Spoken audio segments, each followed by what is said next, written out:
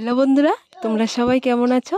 আবারও চলে আসলাম আরেকটা অন্য রকম জামাই আদুরি পিঠের রেসিপি নিয়ে। আশা করি এই রেসিপিটা তোমাদের কাছে খুব ভালো লাগবে।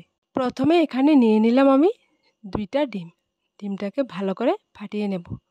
তোমরা যদি বেশি পরিমাণের এই পিঠাটা বানাতে চাও তাহলে 3-4টে ডিম দিয়ে এই পিঠাটা বানাতে পারো। এরপর দিয়ে দিলাম পরিমাণ মতো চিনি। এখানে চিনিটার সাইজ একটুখানি বড়, তাই ভালো করে মিক্সড করে নিতে হবে, না হয় চিনিটা দানা দানা থেকে যাবে। প্রথমে যে পাত্রটা নিয়েছিলাম এটা একটু ছোটো হয়েছে, তাই আমি অন্য পাত্রে ডিম আর চিনির মিশ্রণটা ঢেলে নিলাম। এরপর দিয়ে দিলাম পরিমাণ মতো ময়দা। ময়দার পরিমাণটা এখানে আমি কম দেব, কারণ আজকে চালের গুঁড়ো দিয়ে এই পিঠেটা তৈরি করে দেখাবো।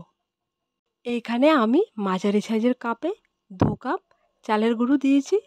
তোমরা যদি চাও বেশি পিঠে তৈরি করবে তাহলে বেশি দিয়ে বানাতে পারো। এরপর দিয়ে দিলাম লিকুইড দুধ। এখানে আমি গরুর দুধ দিয়ে এই পিঠেটা তৈরি করে দেখাবো। এখানে একটা কথা খেয়াল রাখবে বন্ধুরা, এই দুধটাকে তোমরা উষ্ণ গরম করে তো ব্যাটারটা তৈরি করবে, তাহলে দেখবে পিঠেগুলা একদম ফুলকো ফুলকো নরম তুলতুলা হবে। ব্যাটারটা রেডি করার সঙ্গে সঙ্গে তোমরা পিঠেগুলা বানিয়ে নিতে পারবে। এইখানে চালের গুঁড়াটা দেওয়ার পর একটু শক্ত হয়েছিল ব্যাটারটা, তাই আমি আরেকটুখানি দুধ দিয়ে আবারও মিক্সড করে নিলাম। এইবার পিঠে তৈরি করার পালা। চলো, এখানে নিয়ে নিলাম আমি একটা প্যানে তেলটা গরম হয়ে গেছে। গরম হওয়ার পর এর মধ্যে দিয়ে দিলাম একটা চামচ, যে চামচটা দিয়ে আমি এই পিঠেগুলো বানিয়ে তোমাদের দেখাবো। এরপর আরেকটা চামচ দিয়ে ব্যাটার থেকে কিছুটা পরিমাণ ব্যাটার নিয়ে ওই চামচের মধ্যে দিয়ে তেলটার উপর একটুখানি রেখে তারপর হালকা নেড়ে নেড়ে পিঠেগুলো আমি তৈরি করে নেব। বন্ধুরা, আমি আগের ভিডিওতে বলেছিলাম যে জামাই আদুরি পিঠাটা তোমরা চালের গুঁড়ো দিয়ে করতে পারবে, তাই আমি তোমাদেরকে বানিয়ে দেখিয়ে দিলাম। বন্ধুরা, এই পিঠেগুলো খেতে দারুণ স্বাদের হয়, তাই তোমাদের বলি ঘরে থাকা সামান্য উপকরণ দিয়ে এই সুন্দর সুন্দর রেসিপিগুলো তোমরা ঘরে বানিয়ে খেতে পারো। দেখো বন্ধুরা, একই রকম করে আমি আরেকটা পিঠে তোমাদের বানিয়ে দেখিয়ে দিলাম। আশা করি আমার এই 2টি রেসিপি তোমরা যদি দেখো তাহলে একদমই বানাতে ভুলবে না। এই সুন্দর রেসিপিটা তোমরা শিখে যাবে।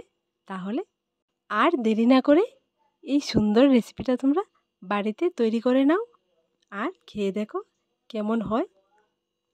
পিঠেটা দেখতে যেমন সুন্দর হয়, খেতেও তেমন দারুণ স্বাদের হয়। এক এক করে আমি তোমাদেরকে কয়েকটা পিঠে তৈরি করে দেখিয়ে দিলাম। আশা করি তোমরা যখন বানাতে যাবে তখন একদম ভুল হবে না। তোমরা যদি সুন্দর সুন্দর স্বাদের রেসিপি শিখতে চাও আর দেখতে চাও তাহলে আমার এই চ্যানেলটাকে ফলো করবে, সবসময় আমার পাশে থাকবে।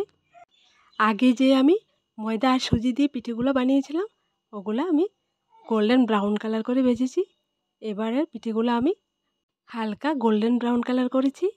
খেয়াল রাখতে হবে যখন তুমি পিঠেগুলো বানাবে তখন চুলোর আঁচটাকে একদম লোতে রাখতে হবে, না হয় পিঠেগুলো ভিতর দিয়ে কাঁচা থেকে যাবে আর উপর দিয়ে পুড়া লেগে যাবে। প্রথম যখন আমি পিঠেগুলো বানানো শুরু করি তখন ব্যাটারটা একটুখানি পাতলা হয়ে গেছিলো। পরে আমি অফ ক্যামেরায় কিছুটা পরিমাণ চালের গুঁড়া দিয়ে আবার ঠিক করে নিলাম। দেখো কত সুন্দর পিঠে হয়ে গেছে। এই পিঠেটা বানানোর সময় পিঠের ব্যাটারটা একদম পাতলা বা ঘন রাখা যাবে না, তাহলে কিন্তু পিঠেটা সুন্দর হবে না, ফেটে যাবে। তোমরা ব্যাটারটা রেডি করার সঙ্গে সঙ্গে পিঠেগুলো বানিয়ে নিতে পারো। এখানে কিন্তু কোনো বেকিং সোডা বা বেকিং পাউডার একদম দেবে না।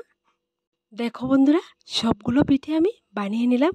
দেখো দেখতে কতটা সুন্দর লাগছে, খেতেও তেমন দারুণ স্বাদ। তাহলে আর দেরি না করে আজই এই পিঠের রেসিপিটা তোমরা বানিয়ে নাও। আর আমার দেওয়া রেসিপিগুলো তোমাদের যদি ভালো লেগে থাকে তাহলে আমার এই ছোট্ট চ্যানেলটাকে লাইক, শেয়ার এবং সাবস্ক্রাইব করে পাশে থাকা বেল বাটনটি অবশ্যই ক্লিক করে রাখবে, যাতে করে আমার দেওয়া নতুন নতুন রেসিপিগুলো সবার প্রথমে তোমাদের কাছে পৌঁছায়। আজ এখানেই শেষ করলাম, আবার দেখা হবে নতুন একটা রেসিপির সাথে। সবাই ভালো থেকো, সুস্থ থেকো।